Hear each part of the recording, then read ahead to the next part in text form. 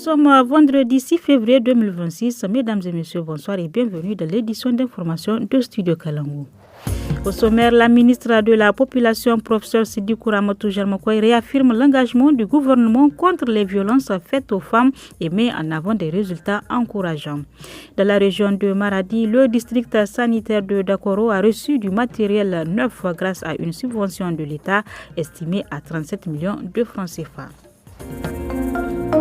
Je suis Nafisa Adam Sirfo au micro. Ce 6 février marque la journée internationale de tolérance zéro aux mutilations génitales féminines. Selon la ministre de la Population, la lutte contre toutes les formes de violence faites aux femmes fait partie des priorités du gouvernement. Dans cet extrait, professeur Siddikou Ramatoul Jarmakoy évoque les avancées enregistrées dans la lutte contre les mutilations génitales féminines au Niger. Dès 2003, le Niger a affirmé sa fermeté par l'adoption de la loi 2003-25 criminalisant les mutilations génitales féminines dans notre code pénal. Les résultats sont là, tangibles. Le taux de prévalence nationale est passé de 5% en 1998 à 0,7% en 2021.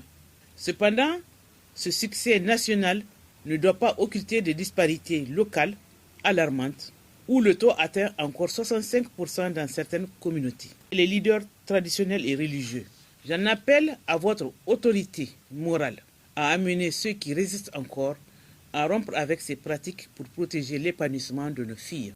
Des propos recueillis par la radio et télévision du Niger. Et toujours dans ce contexte, au-delà des engagements des autorités, les professionnels de santé constatent aussi sur le terrain les conséquences de ces pratiques. À Ndjindjimi, dans la région de Difa, le point focal VBG du centre hospitalier revient sur l'impact de l'excision sur la santé des victimes.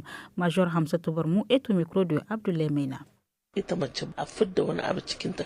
Lorsqu'une femme est excisée, elle est privée d'une partie de son corps. À l'accouchement, elle est exposée à de nombreux risques, notamment la fistule. Son organe génital ayant été mutilé, elle ne peut souvent pas accoucher naturellement et doit recourir à une césarienne.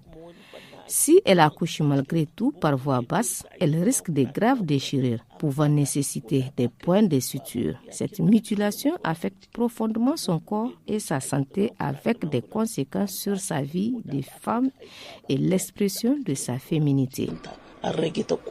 Dans la région de Maradi, le district sanitaire de Dakoro a reçu de nouveaux matériels grâce à une subvention de l'État estimée à 37 millions de francs CFA, ce dont arrive à point nommé selon le médecin-chef de la structure au regard de la vétusté du matériel existant. Dr Issoufou Yahya est au micro de Adamou Oumarou. On a acquis quand même des boîtes d'accouchement jusqu'à 40, des boîtes de césarienne, des boîtes de pansement qu'on a payées également dans le cadre de la subvention de l'État. Et il y a eu également des paravents, des potences, des glucomètres avec les bandelettes. Donc c'est pour vous dire que vraiment c'est beaucoup de matériel qu'on a acquis à hauteur de 37 millions pour le compte du district. Tout ce qu'on a comme petit matériel, tout est vétuste. C'est vrai, il y a eu des promesses, mais on s'est dit vraiment du moment où on a quand même cette subvention de l'État, on va quand même essayer d'acquérir ne serait-ce le minimum. Aujourd'hui, ces choses faites, c'est acquis. Vraiment, il revient à nous, agents, vraiment d'entretenir les matériels. Amener les enfants à être solidaires et à venir en aide aux personnes vulnérables, c'est l'objectif que se sont fixés les établissements catholiques. L'initiative s'inscrit dans le cadre de la semaine de solidarité organisée du 2 au 7 février. Mayaki Ousseini de l'école Mission Garçon de Niamey en parle au micro de Omar Hamma. À travers cette semaine, nous voulons amener les enfants à être solidaires, à venir en aide envers les nécessiteux. Chaque fois, on fait des leçons de morale, ça c'est l'application. Donc on les sensibilise, c'est qu'on des vieux vêtements, des chaussures à manger qu'ils peuvent apporter. Et quand on collecte, on va avec les enfants même, c'est eux-mêmes qui font le geste qu'ils donnent. Ça les motive. À la fin, nous organisons une activité culturelle ou bien kermesse. Donc nous avons prévu de faire une kermesse le jeudi 12 février. Et c'est la fin de ce journal. Merci de votre attention.